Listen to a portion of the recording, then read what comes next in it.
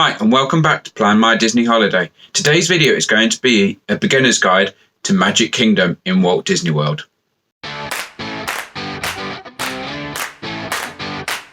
First up, let's talk about the layout of Magic Kingdom.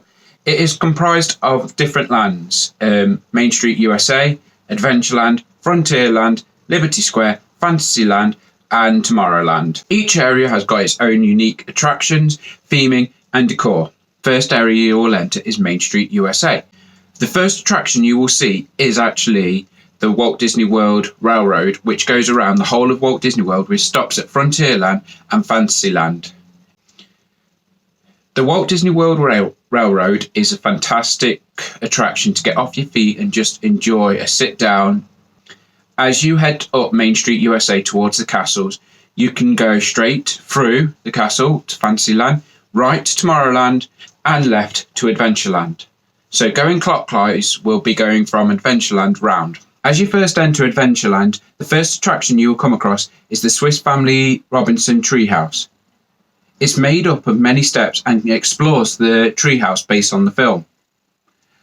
Further along, you will come across the Magic Carpets of Aladdin, which is a slow spinning ride where you can control how high and low your carpet rises. But be careful because of the camels around here, because they spit. Other attractions in this area include the Enchanted Tiki Room, which is one of the oldest attractions in Magic Kingdom. It's inhabited by a glee club, but this glee club is very different because it is a wide range of birds. It's got a fantastic soundtrack and the animatronics are so realistic for some of the birds. Also in this area is the Jungle Cruise, which a film is being made of based on this ride. Each ride changes depending on who your staff member is, because they are the ones that make the jokes and the puns as you make your way round.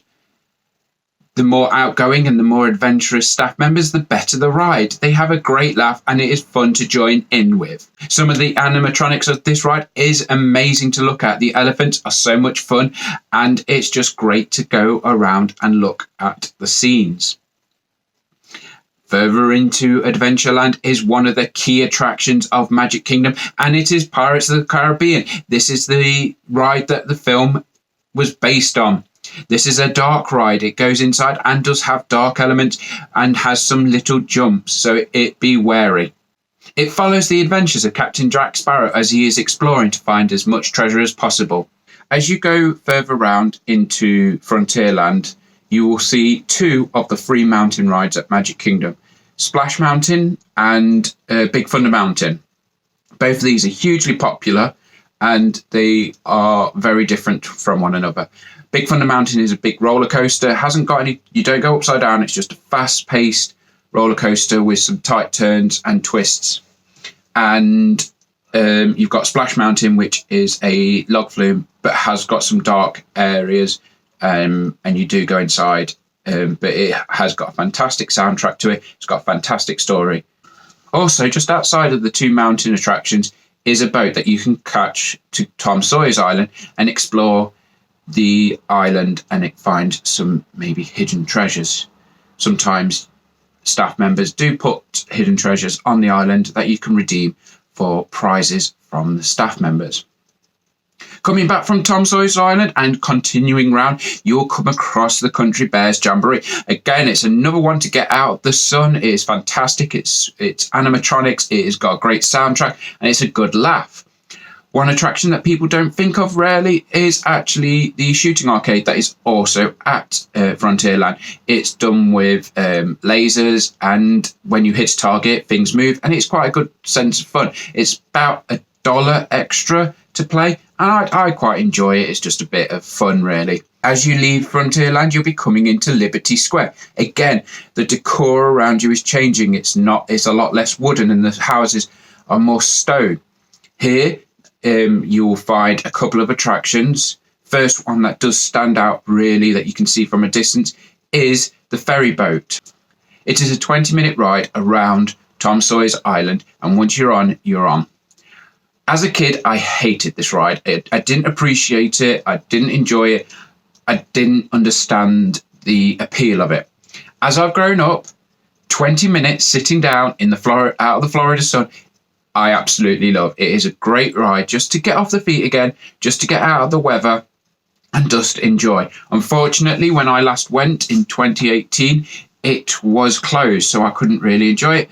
But I have been on it since I was younger, and I do still enjoy the story. Also available in Liberty Square is the Hall of Presidents. These are some of the finest animatronics that you will ever see, and it is telling the stories of the different presidents, and they talk to one another. One thing to keep an eye out is when one president is talking, have a look at the other presidents. They are responding to this president that is talking. It is a good little thing to watch. And finally, one of the key attractions again in this area is the Haunted Mansion. This is an omni-mover ride, which means it continuously moves unless there is a problem or someone's needing help on and off out of the car. It is a fantastic ride. It's made up of two parts. First part is quite scary and quite dark. The second half is quite a good sense of humour. It's got a great soundtrack, and you will be humming it for the rest of the day. I love going on this ride. The line area is fantastic. It's interactive. It's got little bits that you can have a go at. I love playing on the organ and also having a read of the tombstones. And this is the final attraction of Liberty Square, which will then lead us into Fantasyland. Recently, Fantasyland has been expanded. It is now absolutely huge. But one bit that I really love is the toilets in this area. I don't usually talk about toilets, but this area, this rest area, is all based on Rapunzel and Tangled, and it is amazing. It's so immersive. I love going to the toilets in this area. There's so many things to keep an eye on and see how many Pascals you can see. I can't remember the number. Maybe if you do know, write in the comments below and share. It is a fantastic thing if you're just needing to go to the toilet or someone needs to go to the toilet to keep the children slightly entertained. Get them to have a look for Pascal. As you come round, you'll be coming across two of the main attractions in this area. It's a Small World and Peter Pan's Flight. It's a Small World is a slow-moving boat ride with a soundtrack that people do remember. This one varies. This is quite a Marmite of a ride, and if you don't understand what that means, some people love it, some people hate it. I didn't go on It's a Small World as part of my honeymoon, but I did go on it last year with my sister-in-law, her fiance, and my wife. I tried to make the most of it. I quite enjoyed it. I had a little bit of a laugh with it, and it's a bit of good fun. The kids really enjoy it. Opposite It's a Small World is Peter Pan Flight. This is a fantastic one. This is a retelling of the film and putting you right in the middle. You board a pirate ship and you go flying over London and go across to Neverland, watching all the scenes play out. It is fantastic. It's a great sense. It can be dark in places because of the lighting, but it is a good-natured, and Tinkerbell makes appearances. So as you are leaving Peter Pan behind you, you are seeing Fantasyland open up. In front of you, you have Prince Charming's carousel, which is a simple carousel with some Disney music in the style of a carousel music. Next to the carousel is PhilaMagic, which is a 4D showing of Donald Duck's adventures through many different Disney films. As you continue round, there are two paths that you can go. One's to the right of the Seven Dwarfs Mine Train and one's to the left. If you go to the right of the Seven Dwarfs Mine Train, that will take you to the entrance of this fast-moving roller coaster. It's got tight turns and quick drops, and you'll explore the Seven Dwarfs Mine. Just opposite the Seven Dwarfs Mine Train is the Many Adventures of Winnie the Pooh. This can be quite dark in places, but it is good-natured because it is telling the story of Winnie Pooh and his friends. If you continue going left around the Seven Dwarfs Mine Train, you'll come across Story Time with Belle, which I have unfortunately not had the opportunity to experience, but I hear great things. Children love it, and it is a great photo opportunity to have with Belle. As you continue on, you'll start to see Ariel's Grotto and Under the Sea Journey of the Little Mermaid, which is another omni-mover. You get aboard a clam, and it takes you through the story of the Little Mermaid. If you continue going left, you will come across a very child-friendly area. In this area is Dumbo's ride, which is again another slow-moving spinning ride where the children control how high and how low you can your Dumbo flies. This has been revamped so that there is 2 Dumbos spinning at the same time. And the queue area is fantastic. You get given a timer and you get buzzed when it is your time to go on Dumbo while your children are playing in a soft play area. Continuing into this part of the park is the very family-friendly Barnstormer, which is a slow-moving roller coaster for those children who aren't ready for the others.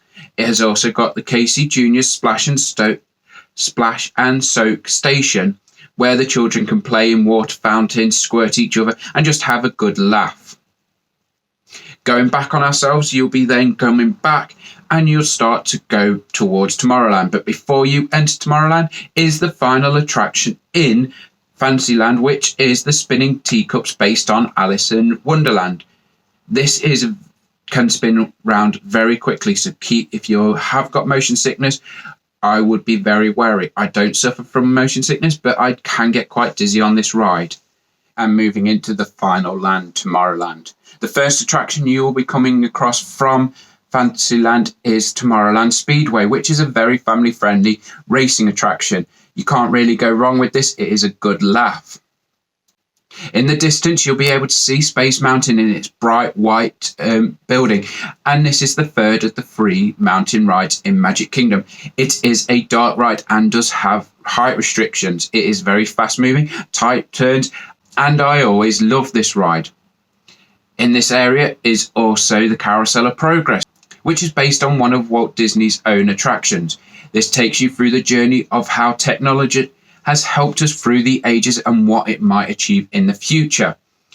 Next to Carousel of Progress is Buzz Lightyear's Spin, which is a shooting attraction and you control the car that you're in. Your objective is to try and score as many points as possible by hitting the Zerg targets. It is a great laugh. I absolutely love this ride and enjoy it every single time I go on it.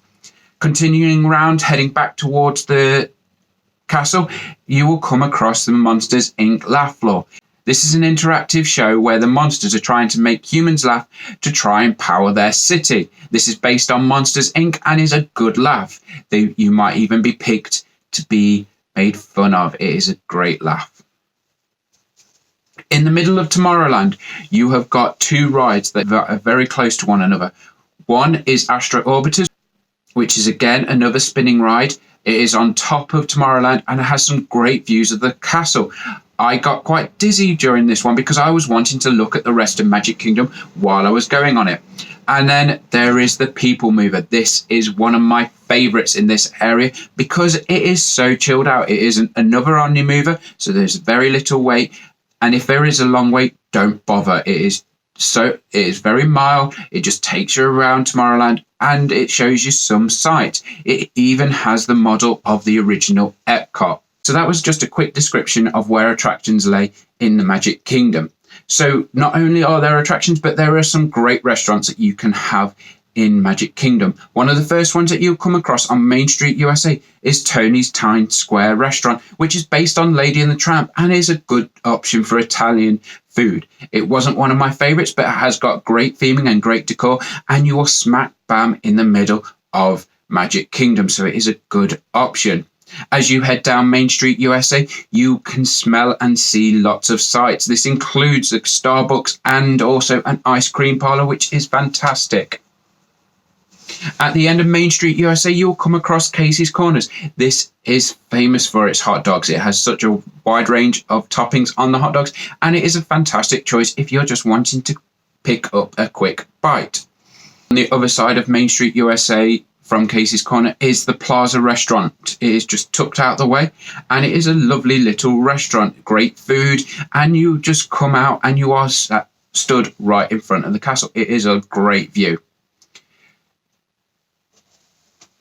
Other restaurants in this area is actually Cinderella's Table inside the castle and Crystal Palace as well, which is just towards Adventureland.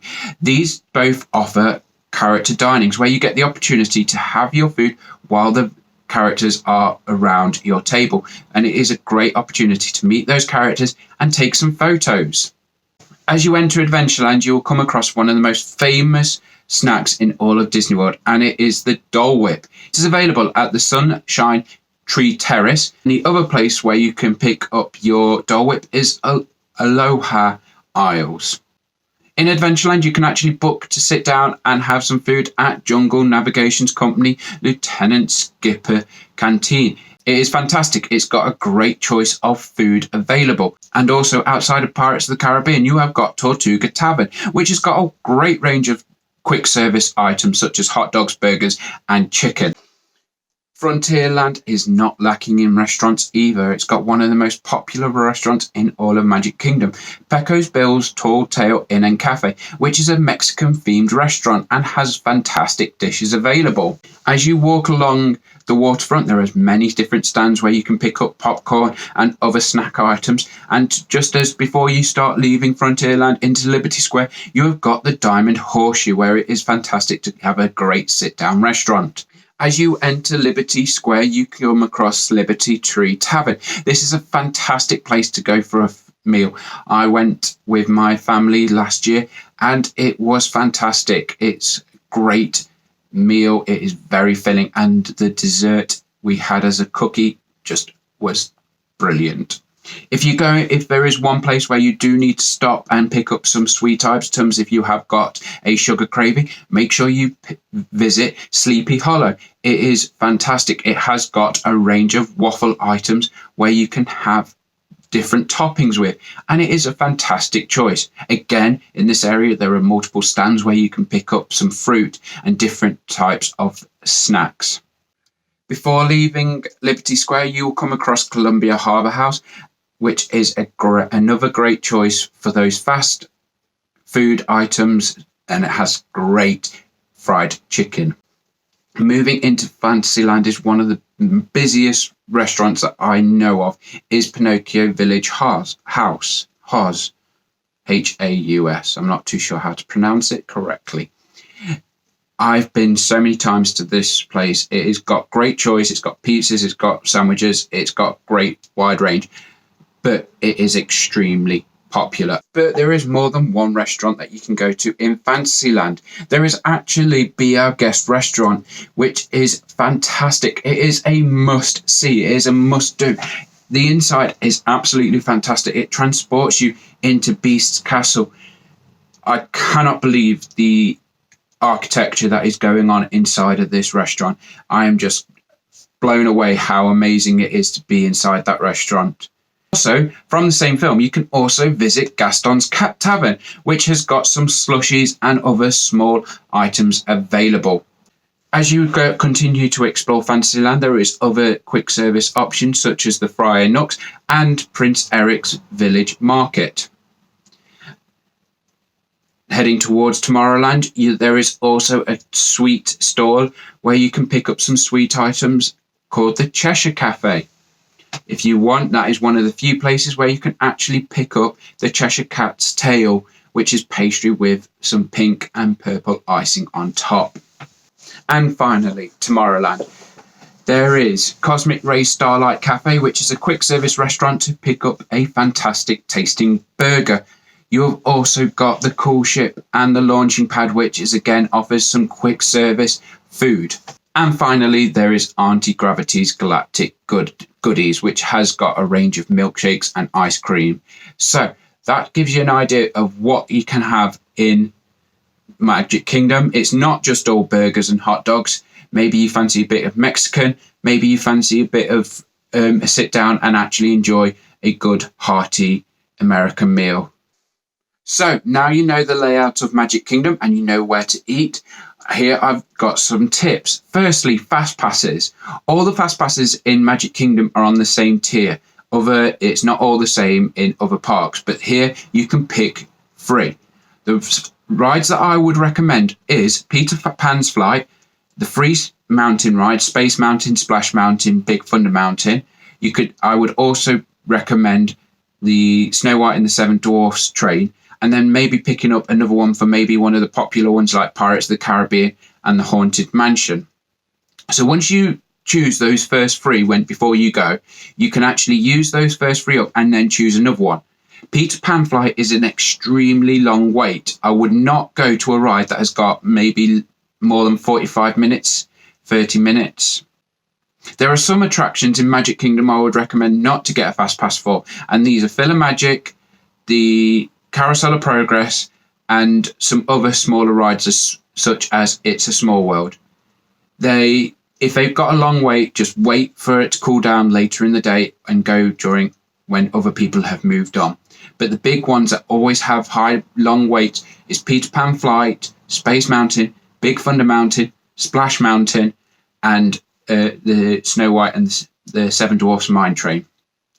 Choose your first 3 from those 5, and then once you've used up those 3, you can then pick another fast pass, and maybe you'll be able to pick up another fast pass for the other 2 rides. If not, continue to watch My Disney Experience for the wait times. So my second tip when visiting the Magic Kingdom is to visit the firehouse in the left-hand side of Town Square. This is where you can actually pick up your cards for the Sorcerers of the Magic Kingdom interactive card game. It is a fantastic experience. If you've got time to kill, if you're waiting for a fast pass, if you're waiting for a parade, this is a fantastic game to play. It is in Adventureland, Frontierland, Liberty Square and Fantasyland, and you go round fighting evil using the cards that you collect. For every day that you enter Magic Kingdom, you can actually pick up a new set of cards, so you can continue coming in and collect those cards. When me and my wife went on our honeymoon in 2013, we noticed people that were playing this card game around Magic Kingdom, so we asked them about it and got more information and actually started playing it ourselves. We loved it so much that we actually continued playing it when we visited Magic Kingdom last year in 2018. We will continue to play this game because it is so much fun. We get to explore Magic Kingdom. It kills time. It is fantastic. It's loads of fun. And just collecting the cards is a great game in itself.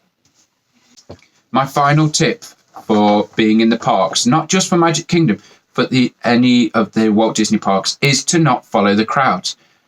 It's very tempting to go and head for those big named rides, but if you've got fast passes for them, leave them for later. While the parades and shows are on, go and see if the lines are shorter at those rides where you haven't been able to get fast passes to. Another great use of using your fast passes to save you time is actually using them with some of the characters available in Magic Kingdom. Not all characters have fast passes because they have times where they're out for certain times, but most of the characters, some of the big characters do, such as Mickey and Minnie, Tinkerbell, and the princesses Cinderella, Elena, Tiana, and Rapunzel. So maybe that would be another choice that you could pick for your fast passes. Speaking of characters, there is a wide range of characters throughout Magic Kingdom. As I've said, Mickey and Minnie are available to visit, as well as Tinkerbell, and they are in Main Street, USA, just as you first enter. In Adventureland, you can meet Aladdin and Jasmine near the Magic Carpet Ride, and Captain Jack near Pirates of the Caribbean. Mary Poppins makes an appearance in Liberty Square, and Buzz Lightyear is outside his Buzz Lightyear spin, and Stitch makes an appearance out opposite the Monsters Inc. laugh floor. Fantasyland is absolutely full of characters that you can meet, and as I'm recording this, you can actually meet these characters in Fantasyland. Peter Pan, who will be outside of Peter Pan Fly, Anastasia and Drizzle, which can either be just behind Cinderella's castle or near a wall just before you get to Belle's story time with Belle. Cinderella and Elena is one part of the Princess Hall, and Tiana and Rapunzel is another one. Tigger and Winnie the Pooh make an appearance outside of their ride. Miranda from Brave is got her own little area towards the castle. Alice in Wonderland can be met near the spinning teacups. Ariel is in her Ariel Grotto. Gaston you can meet near his tavern. Daisy and Donald are in the near Casey Jr.'s Splash and Soak station, as well as Goofy and Pluto. So all of these characters you can meet in Fantasyland. As I said, some of them have got fast passes, so if you are wanting to meet characters, which is a fantastic idea, then make sure that you have a look and research which characters are available when you visit. You might have different choices on the days that you have, and some might only make appearances for certain times of the day. Another aspect that people really enjoy about the Magic Kingdom is the shows that are performed. 5 minutes before the park open, there is a performance called Let the Magic Begin by Mickey and friends, and it just welcomes the people to the park with a great sense of happiness. Throughout the day, there are performances. Majority of them are on Main Street, USA. There is a lot of music and performances going on, including performances by Shop Quartet, Citizens of Main Street, the Trolley Show, Main Street Philharmonic, and outside Casey's Corner is a piano which has random appearances throughout the day. Another show that is performed throughout the day is The Muppets Presents Great Moments in American History. It is a fantastic laugh. It's a great show. It's got everything you expect from a Muppets. There are different performances about different events throughout American history, so keep an eye out and just see as many as you can.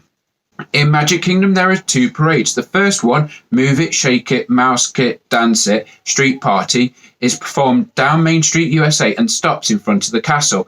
This gives people the opportunity to have photos and have a bit of dance and fun with some of the characters that they might not be able to meet elsewhere. At 2 o'clock, there is a big parade starting from Frontierland, making its way to the front of the park, filled with characters and amazing floats. It's got a great soundtrack and it's called the Festival of Fancy Parade, and that is definitely one to watch. Try and pick out a good place to watch it. A good place to watch it from is in Frontierland, because by the time that the parade is finished there, you can actually go on a few rides while people are watching it in front of the castle.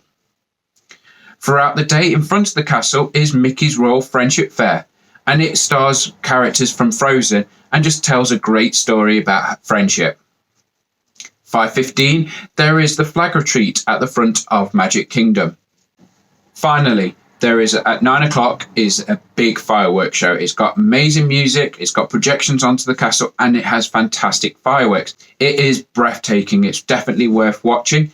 Try and get as close as the castle as you can, because then you can see the projections. But once you've seen the projections, the further back you can watch it, the better. So you can watch it down Main Street, USA, or you can actually go to a local resort such as the Grand Floridian or the Contemporary Resort and actually view the fireworks from there. After the fireworks is finished, there's a small projection show on the castle called Once Upon a Time, and it's just a little happy show. It's got a good little soundtrack, and most people leave while this is performing, so it might be just while the crowds are leaving the park, you stay and have a quiet moment in the park. I hope I've answered a few of those questions that those people who've never been to Disney World had about Magic Kingdom. Keep an eye out, because I will be doing a series of these videos with coming up. Next week, I'll be talking about Epcot. Don't forget to give us a like and subscribe, as well as follow us on Twitter, Instagram, and Facebook. The website, I am constantly trying to keep up to date with the blogs, and this week I've written about Disney Springs. So, thanks a lot for watching, and see you all real soon.